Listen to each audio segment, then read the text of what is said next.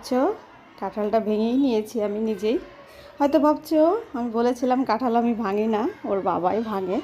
তা কেন আমি কাঁঠাল ভাঙতে বসলাম, আসলে না বেশি পেকে গেছে দেখলাম হাত দিয়ে। সে তো জানোই কোথায় পেলাম কাঁঠাল, অবশ্যই কুরিয়ার আসছে আমার বাবার বাড়ি থেকে। তো দেখলাম বেশি পেকে গেছে, ওর বাবা আসতে আসতে তো সেই রাত হয়ে যাবে। তো যদি কিছু হয় সেজন্য আমি ভেঙেই একটা প্লেটে একটু ঠাকুরের জন্য তুলেছিলাম, তারপরে বাচ্চাদের এখন একটু রস করে দেবো। ভাঙলাম, তারপরে ওর বাবা এসে ভেঙে খাবে। আসলে ভাঙলে তাহলে আর জিনিসটা বাড়বে না, না হলে তোর বাবা আসতে আসতে বেশি পেকে যাবে। আর বেশি পেকে গেলে কিন্তু ঝাল হয়ে যায়, সেটা তো তোমরা জানোই। নমস্কার, কেমন আছো সবাই? টুইন বেবি অ্যান্ড মমসের একটি ব্লগে তোমাদের স্বাগত জানাচ্ছি। এই যে দেখো, সেই ঘর মোছাটা আমার কেনাই লাগলো। আমি যে বানিয়েছিলাম না, বলছিলাম একটা মপ বানিয়েছি আমি বাসায়, সেটা তো তোমাদের আগেও দেখিয়েছি। এবং 2 বছর আমি একটানা ব্যবহার করছি। অবশ্যই গেঞ্জি কেটে কেটে বানিয়েছি, সেটা তো তোমরা দেখিয়েছে, তোমাদের আগেও দেখিয়েছি। তো গেঞ্জিটা বারবার নষ্ট হয়ে যায়, আবার আরেকটা কেটে বেঁধে নিই।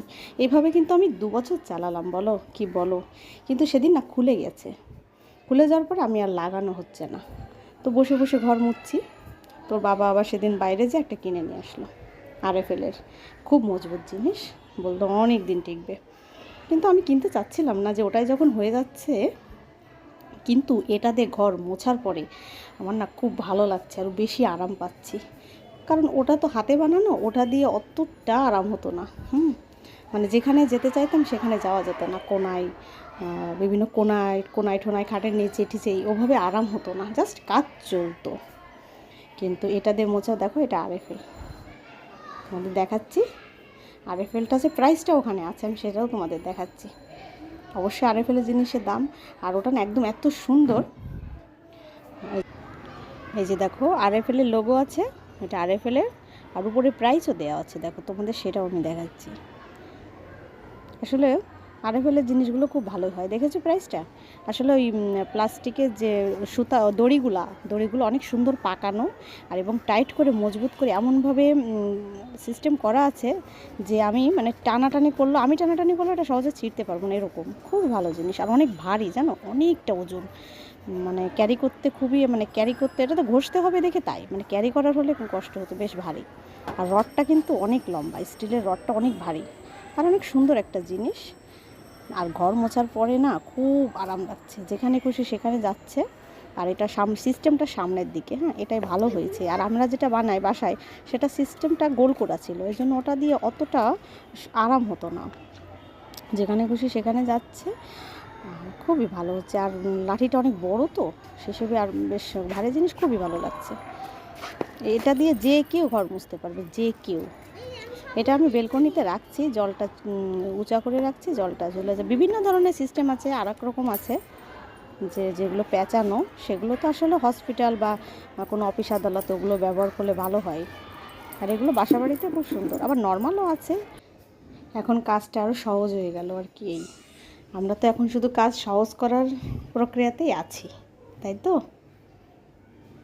এত সহজ হয়ে গেলে, যত সহজ হয়ে যাচ্ছে কাজগুলো, তখন জীবনটা কঠিন হয়ে যাচ্ছে, তাই তো। আর এই যে দেখো, বুঝতে পারছো এটা কি? ছাই। এটা কেনা হয়েছে। আসলে আমরা তো বিদেশে প্রবাসীরা যেমন থাকে, আমরাও বা দেশের মধ্যেই এক প্রকার প্রবাসী। দেখো ছাই তো আমরা কিনেই নিই, ঢাকাতে তো ছাই কিনতেই হয়। তোর বাবা যে ছাই কিনে আনছে, গুঁড়া গুঁড়া পড়ছে। মাছ মাছ বাজার থেকেই কেটে নিয়ে আসে। আর যখন কাটতে না পারি বাজারে, বা কাটা হয় না, তখন তো বাড়িতে ছাই লাগে, ছাই কিনেই রাখতে হয়। কত নিয়েছে আমি শুনিনি ওর বাবার কাছে, এই 1 প্যাকেট ছাই কত নিল। আর এই যে দেখো, অবাক হয়ে যাচ্ছ যে দুধ চা, চা তো অবশ্যই, এবং সেটা দুধ চা দেখে হয়তো অবাক হচ্ছে তোমরা, তাই তো। কারণ আমি তো দুধ চা আমাকে কখনোই বানাতে দেখোনি তোমরা। কারণ করোনার পর থেকে আমি দুধ চা খাওয়া ছেড়ে দিয়েছি, কিন্তু আজকে মন চাইলো একটু দুধ চা খাবো। এই যে দেখো, একদম ঘন দুধ দিয়ে একটা কড়া কড়া চা, সাথে 2টা পরোটা বানিয়েছি সন্ধ্যার সময়। কিন্তু খুব খিদা লাগছে, দুপুরে ভাত খেতে ইচ্ছা করছিল না, মানে সকালের ভাতটা অনেক দেরিতে খেয়েছি। দুপুরে খিদা লাগছিল না, আর এই সন্ধ্যা না লাগতে এত খিদা পেয়েছে না, তো তখন পরোটা বানিয়ে আর নিজের জন্য আর কি কিছু করলাম, আর 1 কাপ কড়া দুধের চা খেতে ইচ্ছা করছে পরোটা দিয়ে, সেটাই খাবো। আর আজকে হচ্ছে সোমবার, আর চিন্তা করলাম বাচ্চাদেরও তো কিছু দেবো, তো বাচ্চাদের জন্য একটু নুডলস বসাবো। তো নিজের জন্য কিছু করলাম, এর জন্য ভালো লাগছে যে বাচ্চাদের জন্য একটু নুডলস বসিয়েছি। ওরা বললো মা নুডলস করে দাও আমাদের, ওদের নুডলসটা দিয়েই তারপরে আমি আমারটা করেছিলাম। খিদা লেগে গেছিলো, আর সকাল সকাল খাবো বললেই তো হবে না, ভাত বসাবো, ভাতটা হবে, বাচ্চাদের আবার পড়াশোনা আছে, হ্যাঁ একেবারে হয় না, এই জন্য কিছু একটা বানিয়ে খেয়ে নিলাম। আর সকালের খাবারটা খেতে দেরি হয়ে গেলে না একদম মানে পরে দুপুরেরটাও দেরি হয়ে যায় বা হয় না, পরে সন্ধ্যার সময় কিন্তু বেশ খিদা লেগে যায়, তখন একটা ভারী খাবার খেতে মন চায়, তাই তো। ওদের আমি বাটিতে সার্ভ করে দিয়ে সসও দিয়ে দেবো, সস আছে বাসায়, ওই যে চিকেন ফ্রাই খেতে এনেছিল সেই সস এখনও আছে। আমি সসটা না খুব কম খেতে দিই ওদের, কারণ সসটা বাজারের সসটা খাওয়া ঠিক না, আর বাসায় আমি তৈরি করি না, কারণ সস খুব একটা যে সবাই খুব ভালো খায় তা না, সেজন্য আর সসটা আমি বাড়িতে তৈরি করি না। আর অনেক ঝামেলা বাড়িতে তৈরি করতে, এত ঝামেলা করে পারা যাবে না, যখন একটু একটু লাগে একটু কিনে নিয়ে আসলাম, কিন্তু সসটা তো বেশি খাওয়া ঠিক না বাজারের কেনাটা, তাই তো। আর রান্নাবান্না দুপুরে রান্নাবান্না তোমাদের সঙ্গে শেয়ার করলাম না কেন, আজকে রাত্রে রান্না করব। দুপুরে একটু ডাল ভাজি শাক ঠাক এগুলো করেছিলাম, একদম সাধারণ খাবার করেছিলাম, সেজন্য তোমাদের আর দেখাইনি। আর ওর বাবা দুপুরে ভাত নিয়ে যায়নি, আর বলেছে ফোন করেছে যে ভাত এসে খাবে আর কি, সেজন্য ভাবলাম সন্ধ্যার সময় গরম গরম রান্না করব। তো এই নুডলসটা করে দিয়েই আমি রান্নাটা বসাই দেবো। এই যে দেখো এটা হচ্ছে বোম্বাই মরিচ, গাছ লাগাবো বলে ওর বাবা এগুলো আনছে যে বিচি থেকে লাগাবো আর কি, কিন্তু এগুলোতে একটা খেয়ে দেখলাম একদম ঝালই নেই, বোম্বাই মরিচের যে পরিমাণে ঝাল থাকে টেস্টও থাকে, কিন্তু সেরকম লাগলো না, ডাল রান্না করেছিলাম তো সেরকম টেস্ট লাগলো না বলে এটা আমি আর লাগাবো না, এটা খেয়ে ফেলবো, পরে ভালো মরিচ আনলে তারপরে লাগাই দেবো। আর হচ্ছে সেদিন ইলিশ মাছ ভাপা করেছিলাম, সর্ষে ইলিশ করেছিলাম, সেটা তো তোমরা দেখেছো।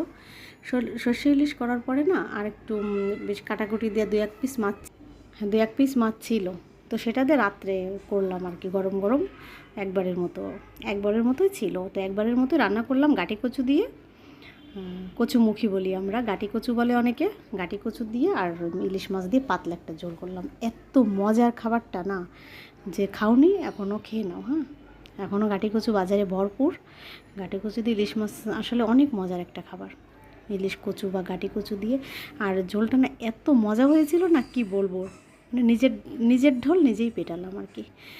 মাঝে মাঝে মনে আমি কেন এত ভালো রান্না করি সেটা নিজেই বুঝি না।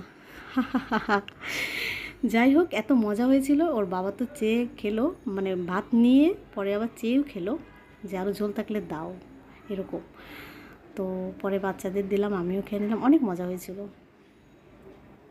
কখনো কখনো নিজের হাতের রান্না অনেকটা মজা লাগে নিজেরও, আর আমি তো ভয়েস ওভারটা পরে দিচ্ছি এজন্য বলতে পারছি।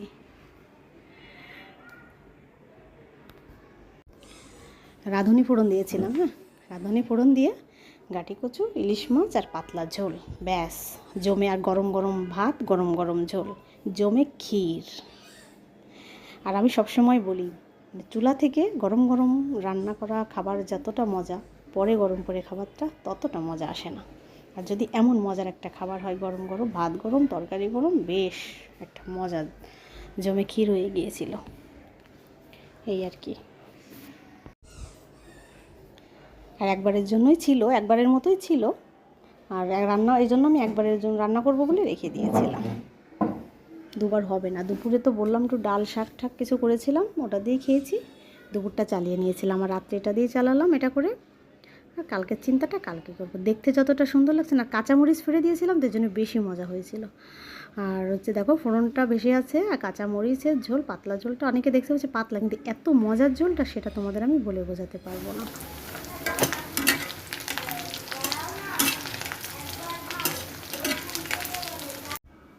আর এটা হচ্ছে মাছের ডিম, মানে সেদিন যে মাছ কিনেছিল বিভিন্ন 3 পদের, সে মাছে না ডিম হয়েছে, রুই মাছ, তারপরে আরও কয়েক পদের মাছ কিনেছিল, বাসায় কেটেছিল, সেই জন্য মাছে অনেক ডিম হয়েছিল, তা সেদিন আর ভাত ছিলাম না, তো আজকে ভাজলাম এই ইলিশ মাছের ঝোল আর মাছের ডিম ভাজি করলাম, বেশ মজার মজার খাবার। আর মাছের ডিম আমি একদম গুঁড়া করে এভাবেই ভাজি, তো ভাজা খেতে অনেক মজা লাগে কাঁচামরিচ দিয়ে আর মাছের ডিম ভাজি। এটা দিয়ে আমি মনে করি এটা দিয়েও ভাত খেয়ে ফেলতে পারি। আর সেদিন তরকারিটা আর মাছের তরকারিটা দেখতে যতটা সুন্দর হয়েছে না, খেতেও অসম্ভব সুন্দর হয়েছিল। তো আজকে রাতের খাবারটা বেশ জমে গেল, খুব ভালো লাগলো।